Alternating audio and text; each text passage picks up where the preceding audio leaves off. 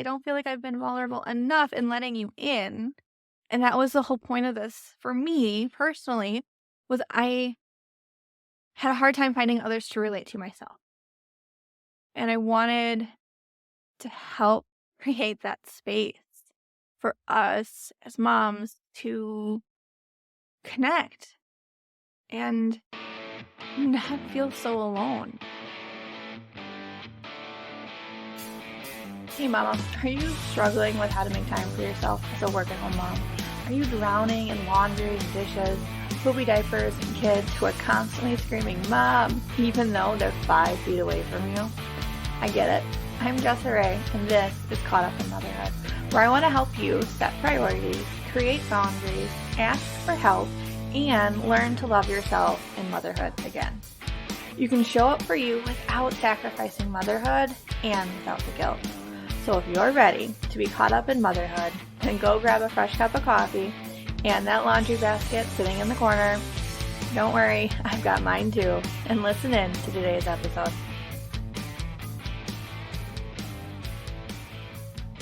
I've decided to try something a little different with this episode. Something that is vulnerable, hard, difficult for me to do in regards to taking the first step. I recently had a conversation with someone, and you're going to hear it in a couple weeks here once I get to editing and get done. But in this conversation, I took some really great notes in regards to taking the first step, being vulnerable, opening up to connection. And she had this really great point about someone has to go first.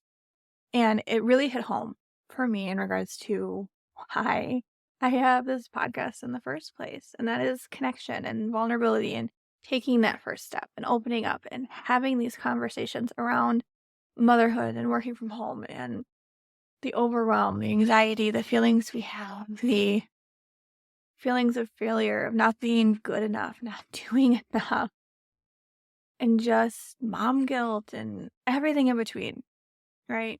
We all have the list of things in our head that we can say right now about this. And I was going through some past episodes, going through topics we've talked about and things like that. And I was noticing a little bit of a pattern with me. And the pattern was that I felt I was holding back. I felt like I was not being as vulnerable or as open or as connecting as I could be. I'm giving you stories, I'm giving you anecdotes, and I'm letting you into my personal life and telling you about my kids and the things going on, but I don't know if I'm doing enough that way. And I decided that this episode is going to go deeper, and I'm going to go and be vulnerable here for the moment and talk about motherhood and working from home and my struggles. I've been through that I am going through, like just today even. Oh my goodness. And take that first step. My notes for today are 3 lines. And it's literally just the reminders of stating, be vulnerable, make connection, take that first steps. That's it. So we're going to see how this goes and what I'll say, because I don't even know what I'm going to say. We're just going to talk and words are going to come and make some form of sentence, maybe a cohesive sentence. I don't know. I got nothing there for you. So let's start by going to when I first started working from home. Now, you probably heard a little bit of that story, so I'm not going to go over like the storyline pieces too much, but I want to talk more about the emotions and the behind the scenes stuff that I don't always talk about or that I don't think a lot of other people talk about. So I work from home. Right. Before working from home, I worked in a corporate job, your traditional 9 to 5, Monday through Friday type of role. And the plan was always to put our kids in daycare so that I could work, my husband could work. You know, we're this society of the expectations that parents work, dual income, expenses require dual income. And if you have that mindset and you have those expenses of saying you need a dual income, and then all of a sudden you take an income away, those expenses are still there. Like, yeah, okay, we can stop drinking coffee and we can go down to one vehicle maybe, and we can not eat out as much or whatever. Those things help, sure, but they're not always enough. I'm sorry. These financial advisors and what they're telling you to stop drinking coffee and don't eat out as much. I'm sorry, but the $20 a week that you are spending on coffee is not going to decide whether or not you can pay your mortgage or your car payment or the groceries. Okay? Yes, we need to make cuts. We need to make changes to our lifestyle. Absolutely, when these things come up. But why is there this notion around the fact that we have to sacrifice everything to do it? Why can't we figure out a way to do both? Figure out a way to still have some income. Maybe not as much income as you had when you were working full-time and in an office setting, but something. And then on top of that, right, like you're working full-time, sure, and you're at that office, but how much are you paying for damn daycare? I mean, the place that I went to for a couple months there, it was supposedly the best daycare in the area. And the wait list was so long that I had to literally find out I was pregnant and get on that damn wait list. So what, 6 weeks, 7 weeks pregnant, and I'm already on a wait list for a daycare because that's how ridiculous it is. And I have heard stories about how crazy it is right now. And I hear you. There's a daycare by my house that I tried to get my son into, my oldest, into just part-time a little bit. And besides the fact that my little town that I live in is not welcoming to new people, they put me on their wait list because they didn't have an opening, and it has been 2.5 years of me being on that wait list and adding 2 more kids to that wait list and being told, yeah, we don't know. When the reality is I'm not a local, so I don't get in. But I take. That's a separate issue if you can't tell. That we don't need to go into. But trying to pay for this daycare that I had to get into and get on that wait list for at, 6 weeks pregnant, to put him in there, to be told, oh my gosh, you got into one of the best daycares, and it's a premium for him to go there, expensive, ridiculous, for him to go there and for there to be issues.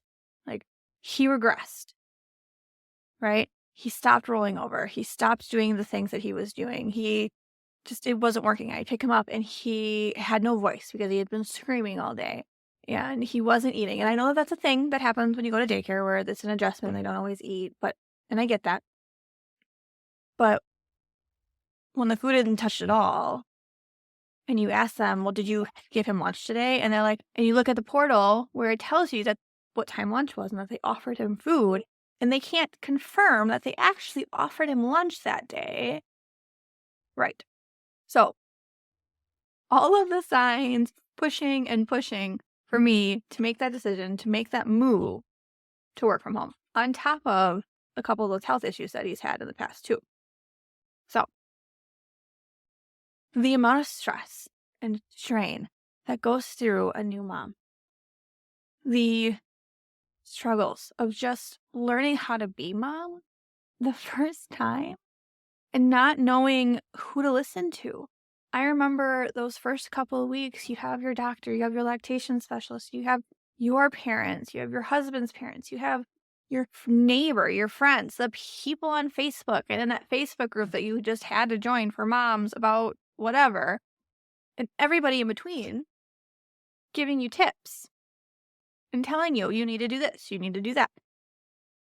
And you have to sift through all of that and figure out, well, what are you going to do? What kind of mom are you going to be? And the baby's sleeping. What do I do now? And the overwhelm and the anxiety behind trying to figure out what to do when and what's okay and what's not okay is immobilizing. There were times where I struggled with nursing my first, and the hospital had me convinced that I had to supplement because of that. And it destroyed me. Crying, upset, beating myself up, telling myself I was the worst mom because I couldn't make this work. I didn't know how to do it. I was not putting in enough effort. If only I drank more water, ate more protein, did these random things that the people on the internet told me I needed to do that I wasn't doing good enough at, it would work. It was all my fault. And then when we first got him home and the crying that would happen and, waking up in the middle of the night and the amount of pooping diapers that we would have or the spit up because we had started using a formula and supplementing because I wasn't producing enough and it wasn't enough milk and all of the drama that goes with that. And figuring out, right, which formula to use and the drama that goes with that. Oh my gosh, nightmare. But I remember in that state, new mom state, right? It's supposed to be joyful and happy and full of love and connection because you're cuddling this brand new baby, this child, your firstborn, and you're supposed to be feeling happy. And they don't warn you about the pressures that come with it, about being mom and these expectations that others give you and tell you that you have to fulfill.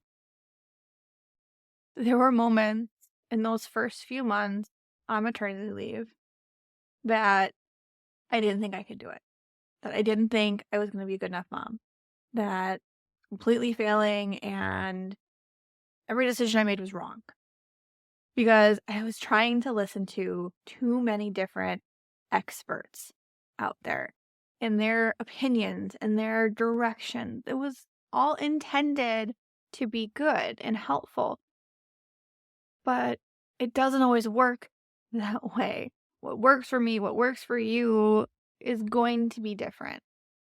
And a lot of these people that were out there, and a lot of my perception as well, was it's their way or no way. And if what they're saying isn't working, I'm the problem. Not that necessarily what I'm trying to do is the problem, because what I'm trying to do is not working. And it wasn't until having my second and then really my third here that my confidence in what I'm doing, how I'm doing, grew. Right. And I think that that's normal, right? We have our first, we're trying to figure this out. It's like starting a new job or learning how to ride a bike. The first time you do it, you're going to fall down. You're going to fail. You're going to make mistakes because you don't know what you're doing yet. You don't know how this works. You might have babysat and you know how to change a diaper and how to give a bottle and how to feed them, but you don't know what cry means what yet. You don't know what your letdown is going to feel like. You don't know how 2 hours of sleep is going to affect you. You don't know how your dog is going to behave and react around that baby and how the needs of the dog are going to seem like the end of the world because you have to let the dog outside. You have to feed the dog. You have to take care of this another being, dog, whatever animal that relies on you.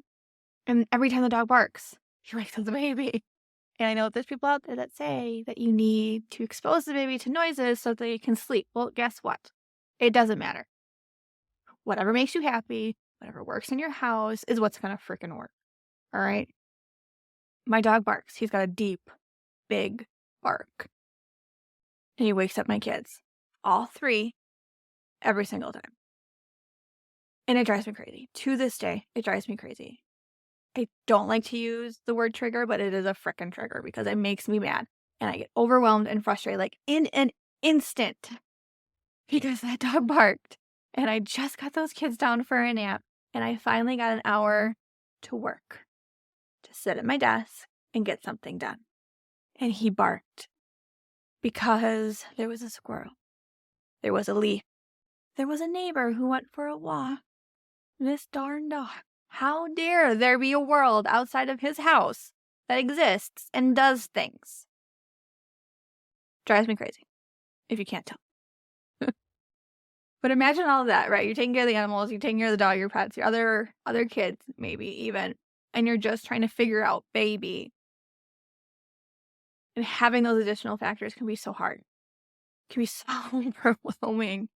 And if you don't have a great support system, a supportive spouse, and supportive family to jump in, it's going to make it even harder. And if you're not able to verbally communicate your feelings and what's going on and what's happening, it makes it hard. And I know for me personally, that was really hard. I, believe it or not, I'm an introvert in a lot of ways. I think that, and I find that I'm the oldest, okay? A defense mechanism is being an extrovert. But I'm really an introvert, and I don't like taking those moves, right? Those vulnerable moves, those expressing myself moments and talking about how I'm feeling and how I'm doing.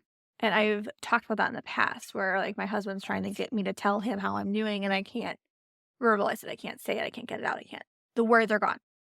They're in my head, right? They're going crazy up in my head and I can hear them in my head, all the things that I want to say, but I can't get them out because then they're real. I can't write them down because then they're real. And that was really hard to get over that hump of letting it be real. Because I was denying it. I was denying the reality that I was overwhelmed, that I was exhausted, that I didn't know what I was doing, that it wasn't working, that I was the world's worst mother because I couldn't figure out how to nurse and I couldn't figure out how to use these different flange sizes and what size did I really need and why isn't this pump working? And now I have to go back to work and what do you mean the daycare is having issues? And all of the things, right, that pile up started to really get to me and I didn't know what to do. And I had to talk about it. I had to open up. I had to make that move, tell my husband how I was feeling, tell him my issues that I was having, and let him in. Right? And that was really hard because I'm an internalizer. I go quiet. I'm not the person who in an argument is going to argue back. I will stop engaging in the conversation because I don't see the point. If you're going to argue with me and you're going to tell me that your point is correct and my point is wrong, when in reality, the argument is opinion-based and neither one of us is actually right or wrong, but we're right in our own way because it's an opinion, I'm not going to engage. I don't see the point. You go be mad. You go have your temper tantrum over there and tell me how you're right and your way is the way to do it.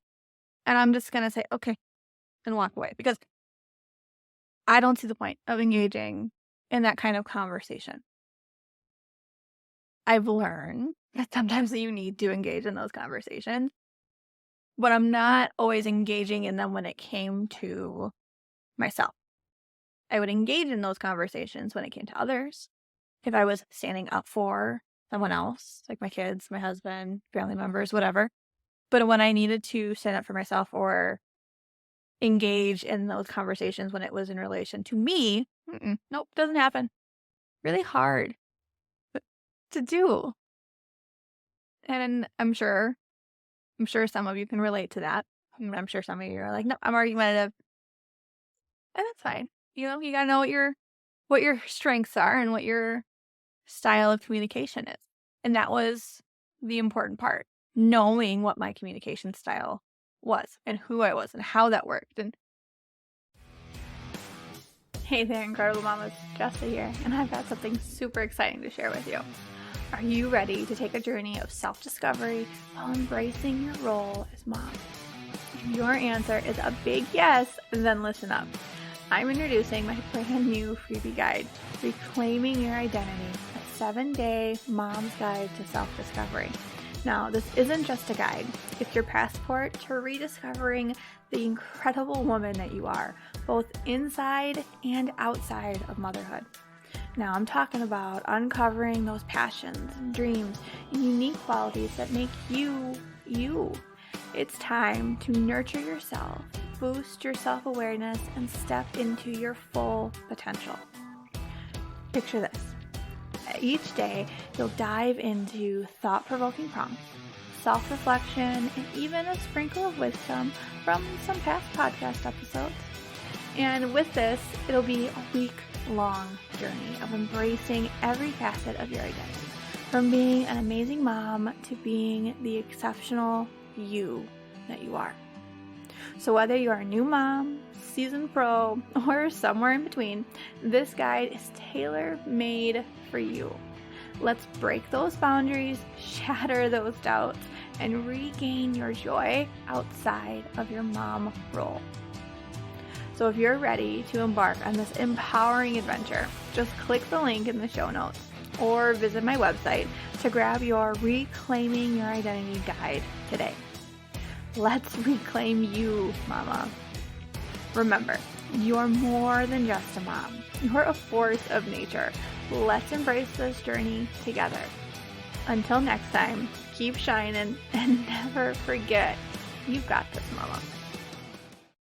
To figure it out, right? Like, I internalize. I don't like to talk as much about it. I'm getting better at that. Obviously, like, hello, podcast. Like, this is a way for me to open up, be vulnerable, which again, why we're here today, because I don't feel like I've been vulnerable enough in letting you in. And that was the whole point of this for me personally, was I had a hard time finding others to relate to myself. And I wanted to help create that space for us as moms to connect and not feel so alone in this, especially those of us that work from home. Now, I would not trade this for the world, working from home, right? They talk about counting your blessings and reminding you, like, you prayed for these moments. You prayed to have the lifestyle that you have right now. You prayed for those kids. You asked for these things that you currently have, but we're so caught up in trying to go for that next thing on the list that we don't appreciate where we're at. We don't enjoy the moment we're in because we're always trying to achieve the next thing. We're always trying to keep up with whoever, the Joneses that are out there. And I fall into that. Absolutely.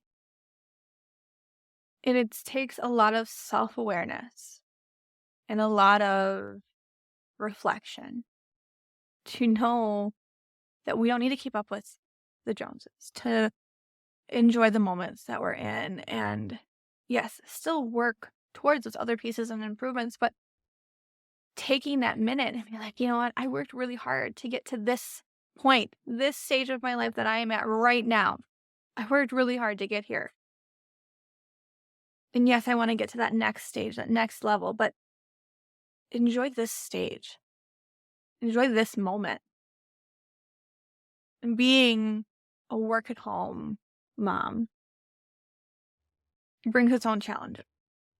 Just like being a working mom who works out of the house brings its own challenges. I am in no way going to say that one is harder than the other, because I do not believe that. Motherhood is hard. Parenting is hard. Okay? Dad life is hard too. And it's how we respond to these hard moments that decide what's going to make and break and move us forward. And one of the biggest struggles that I've had as a working from home mom has been that mom guilt. And it has been that balancing. When do I work? When do I be mom? Because I have the opportunity, being a work at home mom, to spend more time with my kids. And that was my reason for wanting to work from home. I wanted to have those opportunities to spend more time with my kids. And there are days that I find myself so consumed with trying to work, so consumed with trying to get that project done, that I get frustrated, angry, overwhelmed, short-tempered with my family and my kids because I just want to get this project done. And they just want my attention. And figuring out in that moment, like, okay, I need to calm down. That project can wait. My kids need attention. I need to prioritize my moment right now. Like, what is actually important right now? Yes, I want to get this project done. Yes, I want to do XYZ in my business or my clients' businesses. And those things need to get done. They need to happen. But my almost 2-year-old is also experiencing some huge emotional growth spurts and wants my attention. And every time he says, "Mommy," I just go, "Oh, now what?" And to have that realization that I was doing that was heartbreaking in a lot of ways, because he should come to me when he's upset or when he wants attention or when he needs something. And for my initial response to be that of, "Oh my gosh, again." And then for me to realize that I was doing that was hard, was difficult. Like, it's our baby. And there were those moments where I was putting the business and the work first, and we can't I can't do that. Like, that's not why I'm doing this. That's not why I'm here. That's not why this is a thing. I'm telling myself, okay, you know what? I need to slow down. Those things can wait. I can do them when he goes to bed. I can do them when someone comes over. I can ask for help. Finding that help and asking for it is so hard, because in a lot of ways and for a lot of years, this was me personally saying that if I myself asked for help, I was omitting that I failed, that I wasn't good enough, that what I did wasn't good enough. But at the same time, I would be able to tell others, "You need to ask for help. I just want to help you. What can I do to help? I know that this is hard," and showing up for them. But I wouldn't always let them do it for me. And I think a lot of moms do that too. Like, we're helping our kids, we're helping our spouse, we're being supportive, we're being that cheerleader, we're doing the thing, we're moving forward. But we're not asking for the help back, or we're not accepting the help back when we need to. And we're allowing these moments of overwhelm and anxiety and anger and frustration to just run. And then it gets so bad that we get to that point of breaking. The breakdowns, even the just crying or locking yourself in the room to be alone for a minute, the "I just need 20 minutes" thing that you'll, if you watch Bluey, totally understand. And that's okay. It's okay to need to cry. It's okay to need 20 minutes. It's okay to pass the baton and get out of the damn house by yourself for an hour. It's also okay to put down your phone, to close your laptop, sit down, cuddle your kids, and watch Paw Patrol or watch Bluey for an hour. They need those moments in your lap with you just as much as you need them, even if you don't fully realize that you need that. There's this connection, right, between you and your kids, and there's this connection in getting a hug, a real hug that really can help bring down those stress levels. There are days where my husband calls me on his way home from work and he asks, "How's your day? What's going on?" And it can be so hard to not instantly go to the negative. It can be so hard to not instantly say, "It was terrible. I didn't get to do XYZ." And that's not really, like, I don't want to bring those things up. And he doesn't always want to hear them either. Like, yes, he wants the truth and he wants to know how my day was. And if my day was absolutely terrible, he wants to know that. Like, I got puked on, pooped on, blah, blah, blah, whatever. He needs to know that. He needs to know what he's walking into. But the fact that I don't feel like I was being productive, there's a better way to phrase it, right? This whole mentality of, he walks through the door and we just like, "Okay, here you go, here's the kid, go away. I'm disappearing for an hour," or whatever. Doesn't always work either. There needs to be some sort of connection there. And something that I've been working on is when he calls and says, "Hey, honey, how was your day?" That, yeah, sure, I can tell him it was rough. The kids were hard. It was hard for me to get these things done. But I also want to tell him the good things. Like, we built a Lego house today. I got to cuddle with my middle kid, Arthur. I got to do these things with Alana, whatever it is. And talk about those positive moments just as much as we talk about the negative. Well, realistically, I would love it to talk about the positive moments more, but it's always a work in progress. That's a mindset shift to see the positive, to voice the positive, to see that glass is half full versus half empty. And see the things that we did do, the things that we did get done. Just this morning, I was going through my to-do list and I'm like, oh my God, I have so much I need to do. I can't get these things done. And thinking about all the things that are in my head that I need to write down that I need to still do. And I write them down and then I go to the top of the list and I'm looking at the things and I'm checking stuff off and I'm like, wow, wait a minute. I got half of this list done already. Even though I added a bunch of new stuff, I did get something done. But I'm not giving myself the recognition that I got those things done. I'm just giving myself the negative, well, you're not doing enough, you need to do more mentality.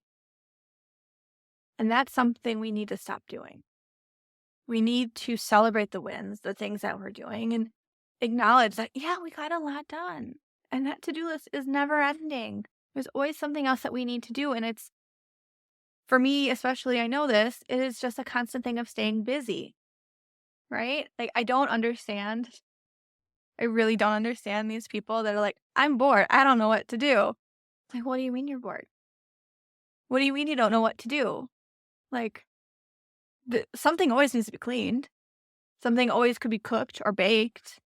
There's always a project around the house that could be done. There's always a kid who wants attention, right? There's always a friend that you can connect with.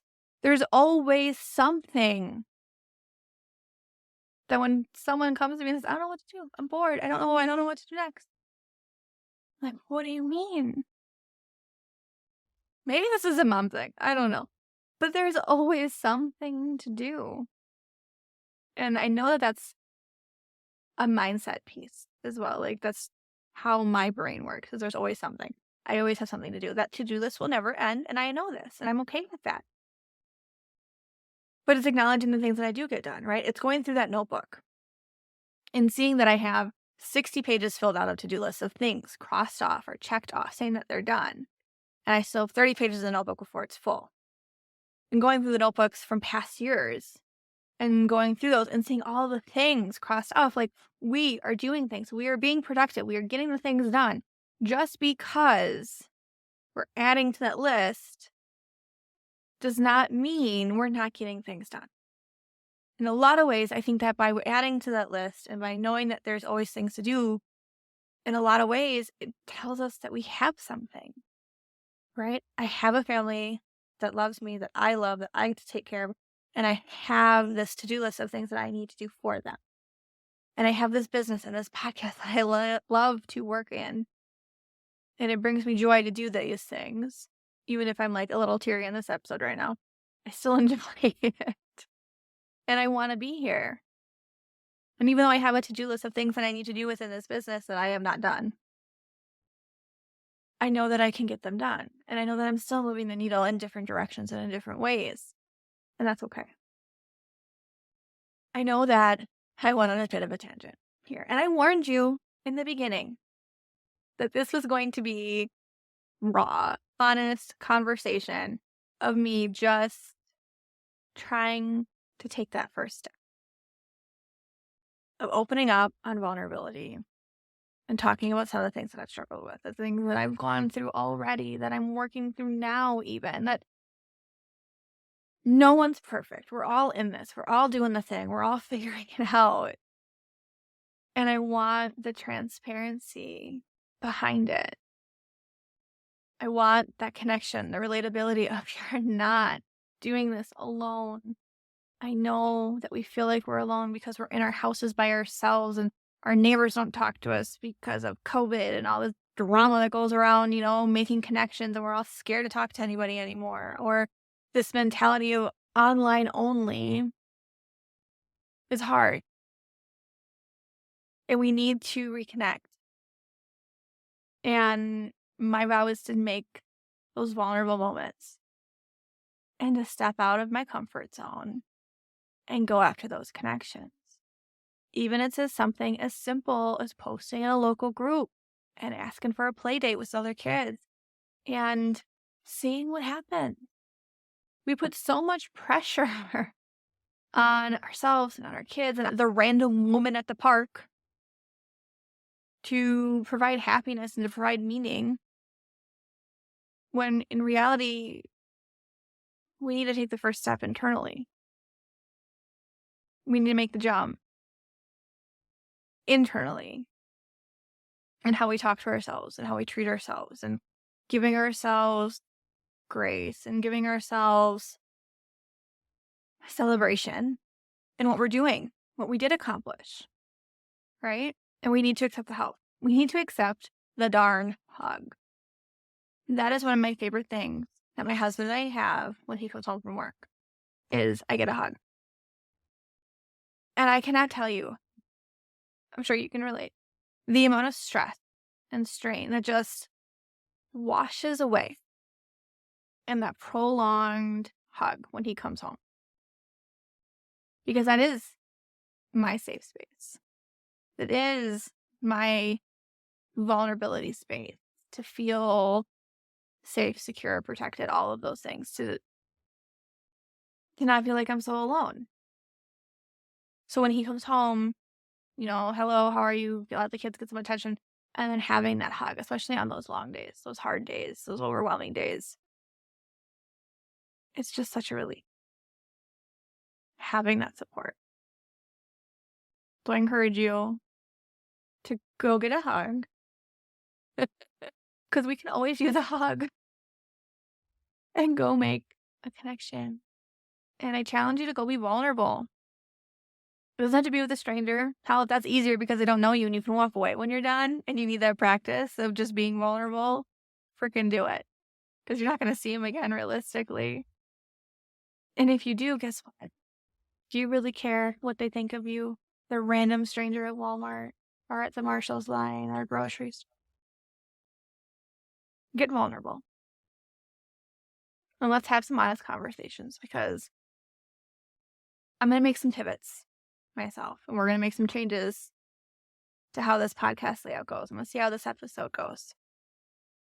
But I think I'm going to try for some more vulnerability here. More honest and open discussion. Because I'm not here to say that my life is better than yours. Far, far from it. I'm here simply to connect and tell you that life is hard. But we can do these things together. And I want to be that example, that person that you can connect with. That mom friend next door of, she gets it. She's just like me. She understands my struggle. And I really hope that I'm able to provide that for some of you. And I hope that we can connect. And if you're looking for that vulnerable moment, you're welcome to be vulnerable with me. You can send me a DM on Instagram at @JessAray and just be vulnerable. Open up and say hi. Sometimes just saying hi to a stranger is huge and scary in its own right. So here's to being vulnerable and making connection. Because mama, you got that. Hey mama, thanks for hanging out with me today. I know you have a lot going on, and I appreciate you taking the time to listen. I hope this episode gave you new energy to tackle the day. If so, could you leave a review and subscribe to the podcast so that you never miss an episode? That would mean the world to me. I'd also love to connect with you on Instagram, so send me a DM and let me know if this episode was helpful. I love hearing from you. Remember, mama, you got this. Until next time, I'm JessAray, and this is Caught Up in Motherhood.